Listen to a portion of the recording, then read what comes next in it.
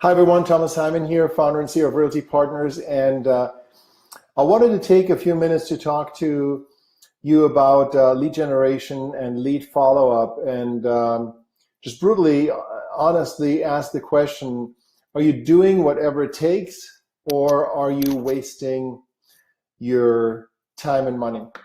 That's an important question to ask. When I used to run my team, I used to show agents the Alec Baldwin rant or monologue from Glengarry Glen Ross, and the point he's driving home is that salespeople always complain that the leads are weak, but really it's the lead follow-up and how the leads are worked that is the difference. And I see it in our business right now. I see it with other top agents that I communicate with.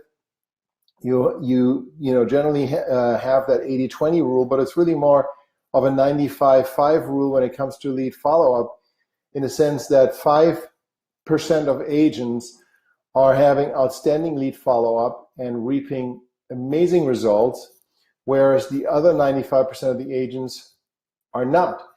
And so I want to share with you some best practices and have you ask yourself and be honest with yourself, are you really doing everything that you can? Because if you're not, the solution is not to generate more leads. If people, even if they're doing halfway decent in their business, thinking that the key to them doing more business is just to buy more leads. So they're spending $500 a month right now with Zillow, and they're getting marginal results, and they figure, well, if I spend $1,000 or $1,500 a month with Zillow, that's the key, when in reality they could probably double or triple their results if they had a more effective lead follow-up in place. And it's not just true for real estate agents, it's true for anyone that is involved in any type of sales.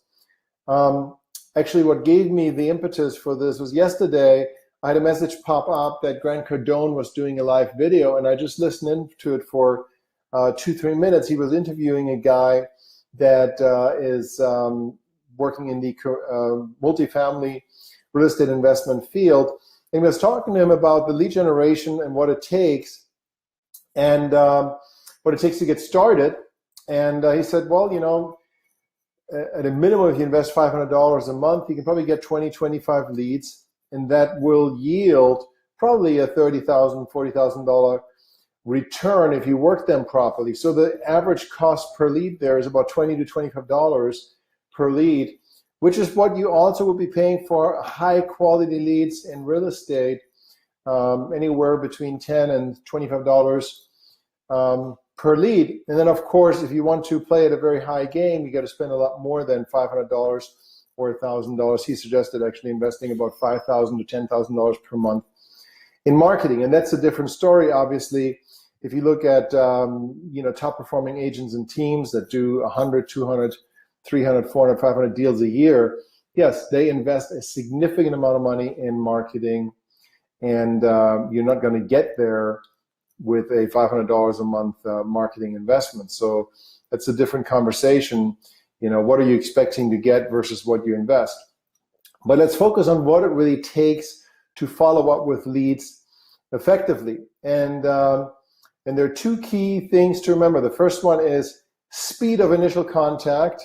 And studies have shown that if you connect within the first 5 minutes, you literally will have a 20-fold result than if you waited an hour to do your first contact. That's how dramatic it is. So you want to have your first contact take place within a minute or so.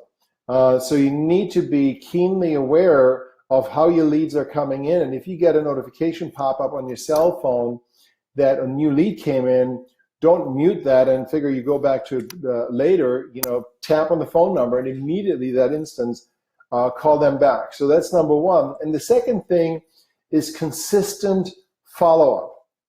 And that means you have to make a lot of phone calls.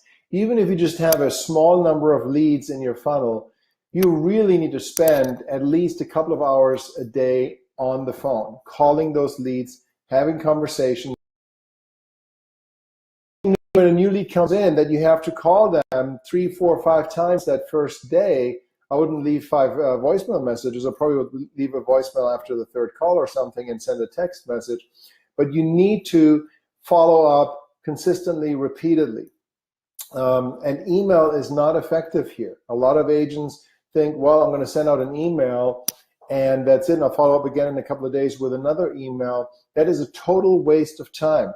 When I get an email from someone that I don't know, that I didn't request, that I'm not interested in, I just not only put it into the delete folder, but I actually mark it as spam, so anything future from that person is automatically going to be pulled into the spam folder. And you don't want that to happen to your communications, obviously. So you got to make phone calls, and in this day and age, send text messages to connect with someone and get a response.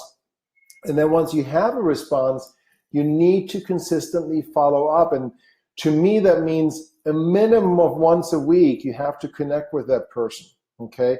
Whether it's a text message exchange where you send something and they respond back to you, or you actually have a telephone conversation with them, but you need to have a connection with them at least once a week, unless they are a very far out long-term lead. Let's say you have someone registering on your website right now, and they're going to come down here into, we're in Sarasota, so they're going to come down here into this area, let's say in January, several months away. I wouldn't call them every single week, but I would call them at least once a month. And I would have a conversation with them when I talk to them to learn more about them, what's important to them, what their interests are, what their hobbies are. And then I would put things in the mail to them to start building that relationship. So when they do come down here, as it comes closer, I would then talk on a weekly basis with them at least. So very, very important. It's not brain surgery. It's not something that is very difficult, but people are not doing it because they hate being rejected, I guess. They don't want people to yell at them or hang up on them. So sometimes it helps to play a trick on your mind. And what I would do is I would ask myself, how much is this person worth to me potentially? Okay. So just look at your average transaction. And if your average transaction, let's say, is $200,000, and your average commission, your average GCI is $6,000, and this person is worth $6,000 to you if they're a transaction. And let's say you have to make 100 phone calls to get a customer, okay? Let's say you have to make 100 calls to get that deal. That would be $60 per call. So if you start looking at your calls, that every call you make is worth $60 to you. For every call you make, you're going to be paid $60. Then all of a sudden, sitting down and knocking out 50, 60, 70 phone calls is not going to be a problem. And you really just have to put on your telemarketer hat and get dead serious about making calls one after the other. You make a call, you put a note into your CRM record. You make the next call, you put a note into the CRM record. If you have a lot of leads, get a dialer like Mojo, for example. That makes things a little bit easier. But you have to call, update, note the record. Did you leave a message? Did you get no answer? Did you talk to them? What did you talk about? And on to the next call. And if you do that, you'll be surprised how many calls you can make. I've had businesses where we had telemarketing operations, and telemarketers would work on 4-hour shifts. And the benchmark was 100 calls per hour. Obviously, you don't talk to every person, so if you make 100 calls, you're going to maybe talk to 10 of them. But that was the benchmark for telemarketers. Now, they had some tools that you may not have, but realistically, there's no reason why you cannot make between 30 and 50 phone calls per hour if you're totally focused on what you're doing.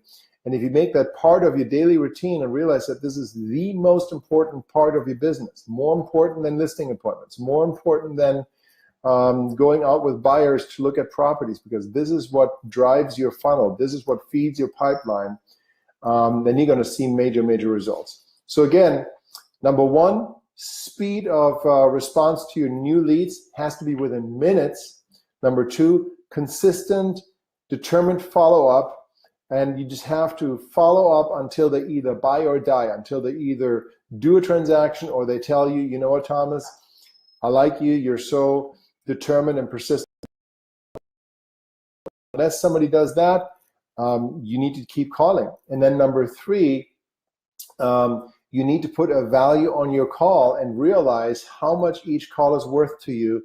And that will make it so much easier for you to deal with that instead of the fear of rejection. You know, when you got to make 100 calls and you got to be rejected 95 times, that's a lot harder than making 100 calls knowing that each of those calls is worth $60, that you're basically being paid $60 every time you make a call, whether they say yes or no. Hope this helped. I'm Thomas Hyman, founder and CEO of Realty Partners. And if you like what you see, then please like the page where you see it at, or subscribe to the YouTube channel where you see it at. And until next time, make it a wonderful and amazing day.